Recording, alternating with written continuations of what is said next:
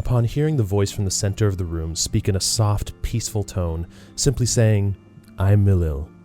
The party, particularly Mavis, wasted no time asking any questions that came to mind.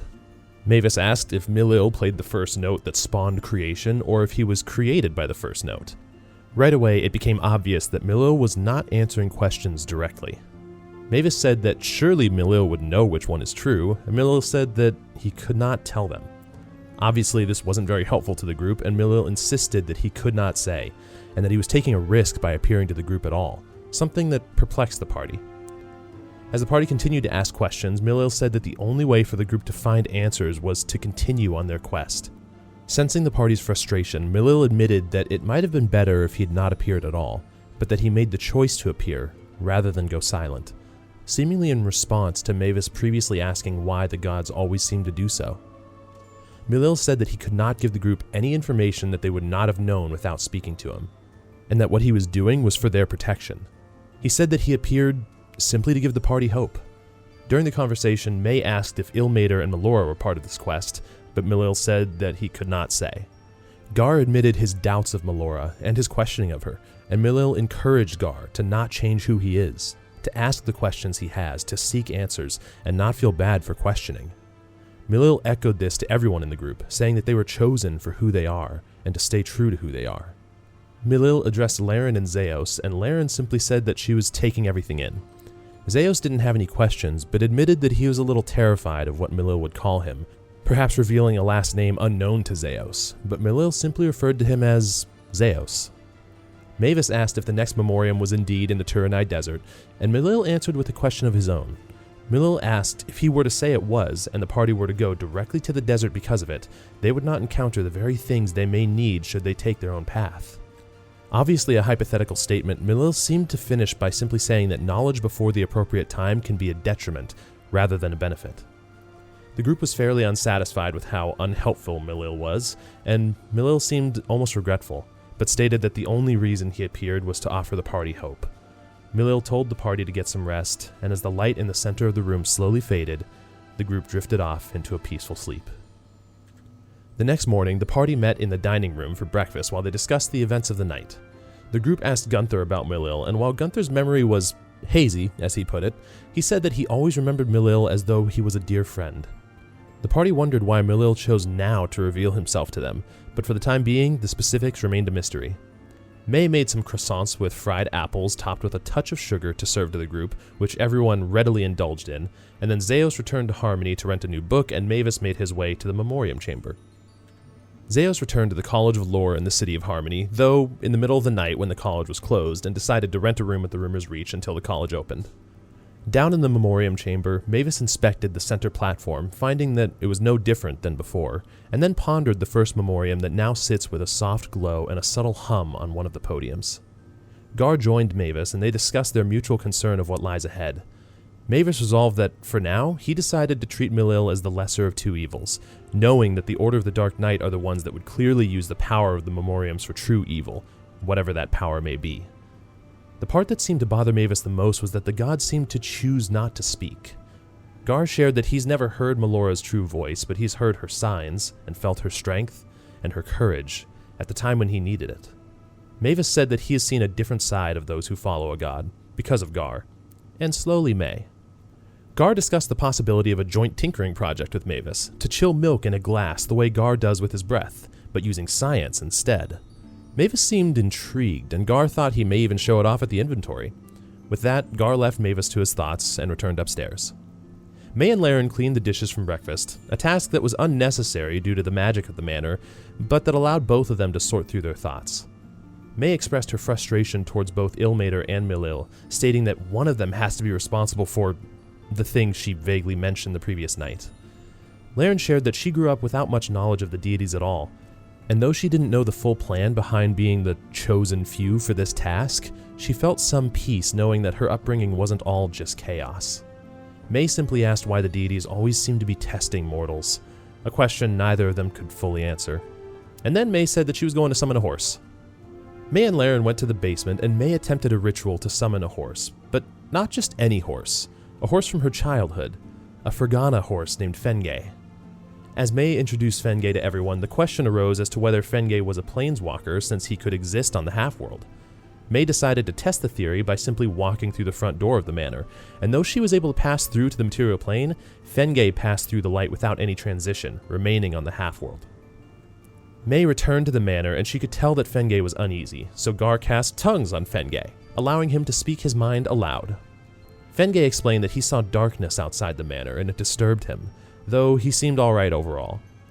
The group asked if it was possible to leave the manor to the true half-world, and Gunther confirmed that it could happen, though he cautioned against it due to whatever creature exists that hunts planeswalkers. May inquired more about this, not having been a part of the conversation the first time, and during the conversation she asked if the creature could somehow affect nightmares, but Gunther explained that one does not dream on the half-world. May shrugged off her nightmares as nothing more than bad dreams, but Gunther and Eleanor were both very perplexed as to why May would be having dreams at all. Gar decided to cast Detect Evil and Good, and May quickly made her way up to her room with Fengay at her side. Gar quickly investigated every room on the first floor, not finding any presence other than Gunther and Eleanor. Gar and Laren made their way to Laren's room, but found nothing, and then the duo entered Zeos' room, and amongst the pink and orange colors filling the sky from the illusion in the room, Laren was able to find a hidden door which she quickly unlocked, revealing a small, cozy study. Gar tried to avoid any snooping and quickly checked the room with his active spell, not finding any presence. Next they checked Gar's room, but also found nothing. Upon entering May's room and still finding nothing, Gar asked May more about her nightmares and if she might know what could be causing them, and though Gar could tell that May was uneasy about something, no answers were found. Finally, the moment Gar had been least looking forward to, gaining entry into Mavis's room. After much discussion and agreement from Gar to wear a blindfold, Mavis allowed Gar a very brief and guided entry to quickly see if he could sense anything, but he detected nothing. And with that, no more rooms remained to be checked. Gar suggested that he and May swap rooms for the night to see if the room had anything to do with it. Eventually, Zeos returned to the manor and asked Gar for a rumor to share with Belgron for a discount at the rumor's reach. Gar shared a rumor that his people tell of a dragon turtle named Ashedra that traverses the bottom of the ocean, only surfacing very rarely and apparently the size of an island. Gar informed Zeos of the goings-on, and then Zeos returned to the College of Lore and rented a book on the Weave, a book on meditation, and a book on tinkering for Gar, and then Zeos returned to the Midway Manor. As everyone slept for the evening, Gar took the opportunity to check again for any evil that might be lurking with the aid of Detect Evil and Good. As he made his way through the rooms, he eventually reached his room where May was sleeping. He slowly made his way into the room, and this time he barely was able to detect something new, an undead presence, specifically located on May's left hip. Gar woke May, and after a lot of misunderstood conversation, May insisted that she didn't want Gar checking her hip, and said that she would check it herself in the morning with the same spell Gar was using. Gar reluctantly agreed and left the room to get some rest for the evening, frustrated with the whole endeavor and being unable to confirm his detection of whatever undead he sensed. After getting some rest, Gar immediately made his way back to May to see if she'd discovered anything. May, conflicted inside, told Gar to wait outside while she cast Detect Evil and Good. Gar waited while May gently, mechanically brushed Fengay's snout for comfort as she prayed inside for Ilmater to guide her. As she closed her eyes seeking an answer, she found herself walking in a sea of darkness, a small layer of water gently lapping over her feet as she walked, when she suddenly felt herself slip and fall into a void. A wave of panic washed over May that faded as soon as it came, as she quickly stopped falling and simply floated in the void. She looked out into the darkness to see a light begin pouring in, and the visage of a man that walked with a limp slowly made its way towards her. She recognized the figure as Ilmater, who resembled a man that had been bruised, beaten, worn, and yet stood strong and ready for the next punch. Ilmater spoke out, "If you don't accept help from others, you'll never fight it on your own. You can win, but not alone." May could do nothing more than simply nod in understanding as the figure slowly returned towards the light, and May found herself back in the room with Fengay. Taking a deep breath, May opened the door to let Gar in, and then she apologized for pretending to not know what Gar found. May explained that she didn't know some of it, like the fact that it was undead, but she did say that it's something she's kept from everyone, even the Ilmatari. May showed Gar a very unusual scar that she's carried on her hip since the day her dad died. May explained that she didn't know how her father died, and that her mother disappeared even before that. May expressed her concern that when Milil said that the group was chosen, that it meant that everything in her past was supposed to happen. Gar tried to comfort May, sharing what he could to help her find peace. He agreed to not tell anyone what she'd told him, on the condition that she was honest with him when they spoke of it. May agreed, and the two of them found their way downstairs to join the rest of the party. Mavis continued his work, constantly checking the four-spoked cog that he'd been keeping under the bucket.